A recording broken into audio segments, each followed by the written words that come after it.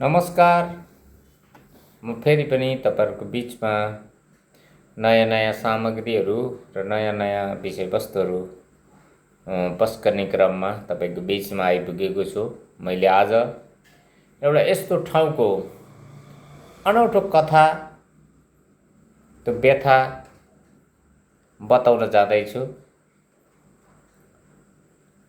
कस्तो छ कथा भने, मान्छेहरू वर्षौं 3 पुस्तादेखि मान्छेहरूले एउटा पीडालाई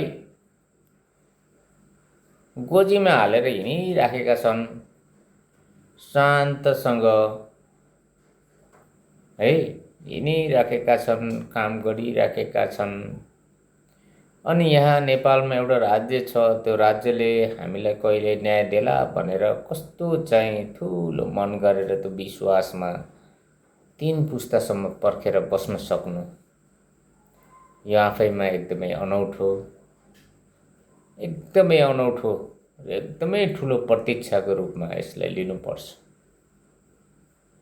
र यसबाट एउटा पाठ पनि के सिक्नुपर्छ भने, जो दिन बसेका छन् नि, दिन बसेका मान्छेहरूले, लिन बसेका मान्छेहरूलाई यति लामो पुस्ताको पर्खाइमा को अन्तराल, यति लामो पुस्ताको पर्खाइको अन्तरालसम्म पनि तिनले त्यो भेद र पत्ता नलाउनु, त्यो समस्यालाई समाधान नगर्नु नै आजको अराजकताको प्रमुख कारक तत्त्व हो भनेर हामीले भन्न सक्छौं।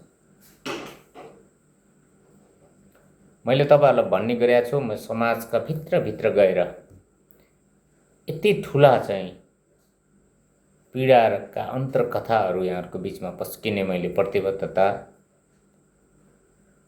गरेकै हो र मैले त्यही चीजमा चाहिँ म घोत्लिएर ती चीजहरू यहाँहरुको बीचमा प्रस्तुत गर्दै छु।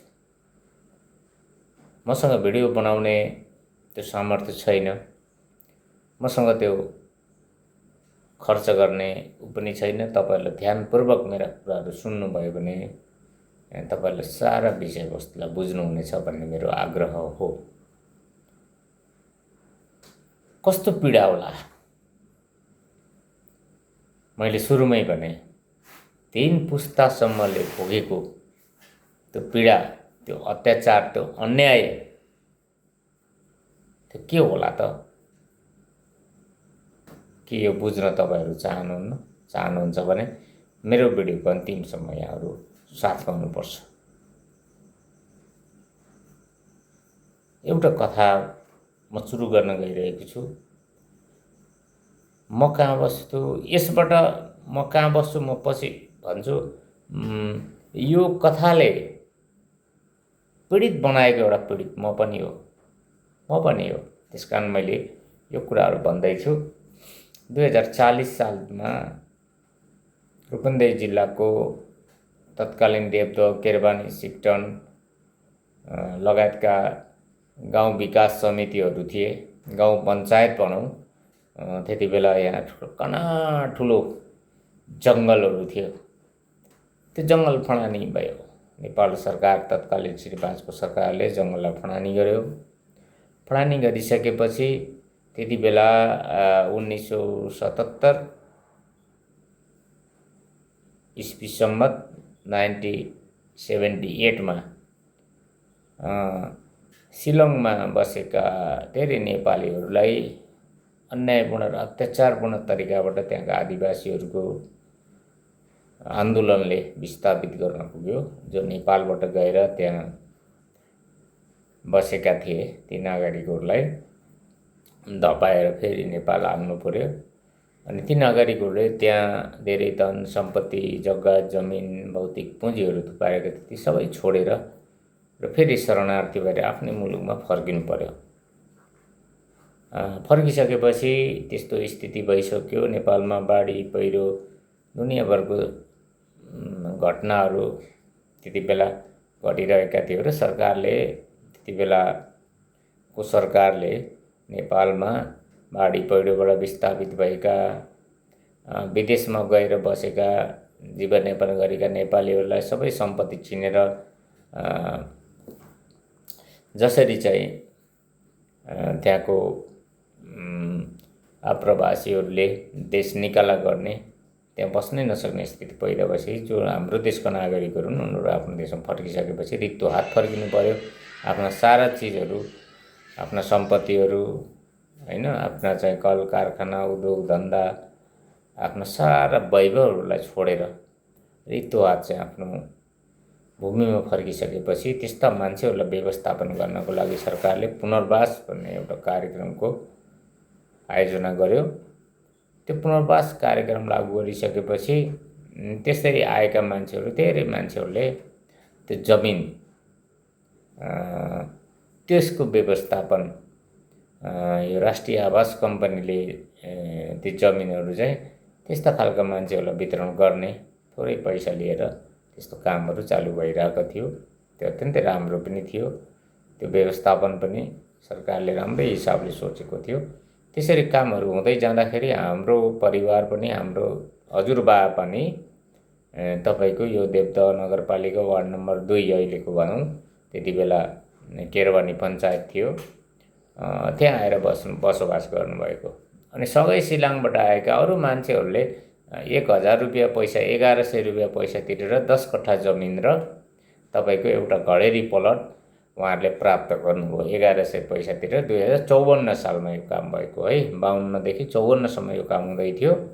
यसरी चाहिँ एउटा हाम्रो हजुरबाले पाउनुभयो, उताबाट सँगै फर्केका एउटा भाइले पाउनुभयो, अर्को भाइहरूले जुन पाउने तयारी थियो त्यति बेला चाहिँ सशस्त्र द्वन्द्व नेपालमा नेकपा माओवादीले सशस्त्र द्वन्द्व सुरु गरेपछि अनि सरकारी कामहरू, सबै सरकारी अड्डाहरू बन्द हुन थाले, आगजनी हुन थाले। अनि त्यसपछि ती कामहरू रोकिन गए, राज्यका कारणले रोकिन गए।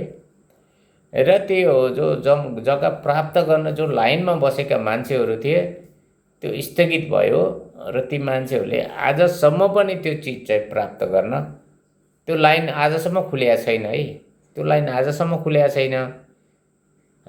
तर चाहिँ 2072 सालमा 71 सालमा त्यो लाइन खुलेर अलिकति चाहिँ त्यसले त्यो गति लिएको थियो।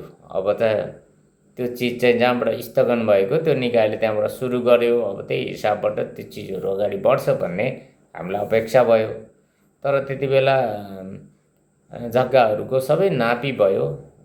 जसले जति पनि जमिनहरू स्वामित्वहरू लिएर बस्नुभएको थियो उहाँहरूले खनजोत गरेको, भोगचलन गरेको जमिनहरू चाहिँ नापी चाहिँ गरिदियो सरकारले है। नापी गरिदियो। त्यो 71 साल 72 सालको कुरा हो। अनि नापी गरिसकेपछि त्यो चिज त्यहीँ हरायो। अनि त्यहाँ धेरै भूमाफियाहरू है, त्यसमा चाहिँ धेरै दलालहरू, दलालीगिरी गर्ने धेरै कुराहरू भयो। त्यसपछि के भयो भने मन्त्री परिषदले त्यसलाई चाहिँ अब सरकारी रेट लिएर दिनुपर्छ भनेर त्यस्तो मनगढन्ती हिसाबबाट त्यसको चाहिँ एउटा निर्णय गरिदिएको कारणले आजसम्म त्यो चिज थातिरहेको छ। त्यो अहिले जुन सरकारले निर्णय गरेको छ, जुन मन्त्री परिषदको हिसाबबाट कहाँबाट सूचना गयो, कहाँबाट त्यस्तो गर्नु भनेर तपाईँको चाहिँ उहाँहरूलाई गयो होइन, त्यो कुराहरू हामीले जान्न जरुरी छैन। यहाँ बसेको मान्छेले जान्न जरुरी छैन। त्यो उहाँहरूको समस्या हो, हाम्रो समस्या होइन। यहाँ जुन जग्गा चाहिँ अहिले चाहिँ तपाईँको सरकारी रेट तिरेर अनि तिमीले लालबुर्जा ल्याऊ भनेर लादिएको छ, यो कुरा बिल्कुलै गलत कुरा हो। यस्तो मानसिकता बोकेका मान्छेहरू आज सरकारबाट, आज राजनीतिबाट हात धोएर बसेका छन्। तिनका घर जलेका छन्। हामीलाई धेरै खुसी लाग्छ यो मानेमा, तर दुःख लाग्छ यसरी मान्छेहरू यस्तो प्रताडित हुने वातावरण सिर्जना गर्ने तिनका रवैयाहरू देख्दाखेरि हामीलाई अत्यन्तै दुःख लाग्छ। कोही पनि मान्छे नेपालमा बसिसकेपछि सुरक्षित हुनुपर्छ। किनभने यहाँ भूमि कमाएर बसेका मान्छेहरूलाई यसरी लाद्ने, यस्तो तरिकाले चाहिँ तपाईँको उनीहरूलाई शोषण गर्ने किसिमको चाहिँ पद र शक्तिको दुरुपयोग गरेर जसरी शोषण गरिँदै थियो त्यो चिजमाथि त्यसको फल होइन हरेक ती मान्छेहरूले आज भोगेका छन्। अरूले पनि फेरि पनि भोग्छन्, जो बचेका छन् तिनीहरूले पनि भोग्छन् जस्तो मलाई लाग्छ।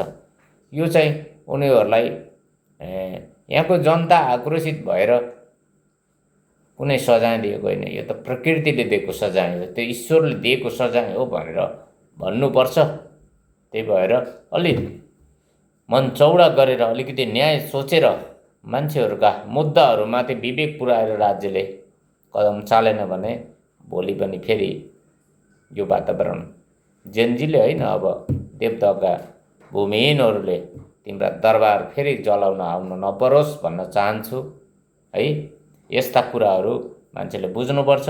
अब हामीले यो पुरा कथा व्यथालाई लिएर 2054 सालमा रोकिएका जुन कामहरू छन् त्यसलाई तत्तत हिसाबबाट अगाडि बढाएर हामीले त्यो प्रक्रियाबाट नै हामीले जग्गाधनी लालपुर्जा यहाँका मान्छेलाई प्राप्त गर्नुपर्छ। यो लाइनमा हाम्रो अब सङ्घर्ष हुनेछ, यो लाइनमा हाम्रो सङ्घर्ष हुनेछ। किनभने 2054मा लालपुर्जा वितरण गरेको र प्राप्त गरेको मान्छेले 54 सालदेखि आजसम्म त्यो जग्गाको जति पनि सरकारी करहरू तिरेको छ त्यो तिर्न हामी तयार छौँ। आजसम्मको लगाऊ त्यो पैसा हामी तिर्न तयार छौँ। अन्यथा अरू प्रबन्धहरू हामीलाई मान्ने छैन। यो कुरा हामी भन्दैछौँ, यो कुराहरू हामी भन्दैछौँ, नत्र हाम्रो शिर काटिएला। तर हामी यो कुरा मान्दैनौँ। हामीले यो जमिन छोड्दैनौँ, बरु छुट्टै देश र राष्ट्र घोषणा गर्न हामी तत्पर हुनेछौँ। ख्याल गर्नु, राष्ट्र टुक्राउने, वातावरण सिर्जना गर्ने नालायकहरूसँग पनि हामी सङ्घर्ष गर्नेछौँ। पर्यो भने त्यो पनि गर्नुपर्छ भन्ने हाम्रो मनमा चाहिँ त्यस्तासम्मका कुराहरू खेलिरहेका छन्। त्यसकारणले यो कुरालाई राज्यले गम्भीरतापूर्वक लिनुपर्छ।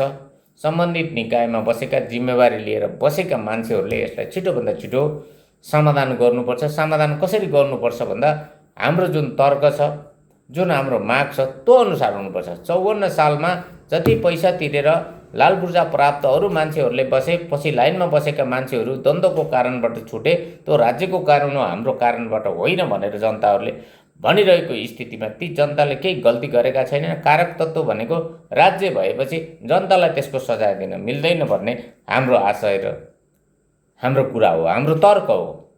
त्यसकारण हामी यो कुरामा हामीले चाहिँ राज्यसँग यही कुराहरू भनिरहेका छौँ। यसरी अन्याय विनय कति गरियो, कति फाइल हाम्रो शहरी विकास मन्त्रालयहरूमा थन्किएर बसेका छन्। अरे 6 महिनामा एउटा मन्त्री आउँछ अनि त्यसपछि त्यो तपाईँको चाहिँ 2 महिनामा चाहिँ त्यहाँको चाहिँ बोर्डको तपाईँ सचिव फेरिन्छ। कति गाह्रो छ यो कुरा। यो पीडा अझै पनि भोग्नु पर्यो भने हामीले छुट्टै मुलुक बनाउनु पर्ने स्थिति आउँछ देशमा। यो विग्रह नल्याउनलाई म यहाँको राजनीतिक संयन्त्र, राजनीतिक दल, नेतृत्व र समग्र राज्यको संरचनालाई यहीँबाट आग्रह गर्न चाहन्छु। धन्यवाद। यो भिडियोबाट तपाईहरुले राम्रोसँग चाहिँ चीजहरू बुझ्नुहोला अनि यहाँको धरातलको विषयलाई बुझ्नुहोला र निर्णयहरू गर्नुहोला भन्ने मैले अपेक्षा लिएको छु। अन्यथा हाम्रो यो कदम है, यो हाम्रो अठोट र हाम्रो यो चाहिँ सङ्घर्ष कहिले पनि रोकिँदैन। हाम्रा यी कुराहरू बढेर जालान्, घटेर जानेवाला छैन। घटाउनको लागि राज्यले पहल गर्नुपर्छ भन्ने हाम्रो आशय हो। यति कुरा गर्दै आज फेरि बिदा हुन्छु। फेरि अर्को श्रृङ्खलामा थप विषयवस्तु प्रस्तुत गर्छु। धन्यवाद, नमस्कार।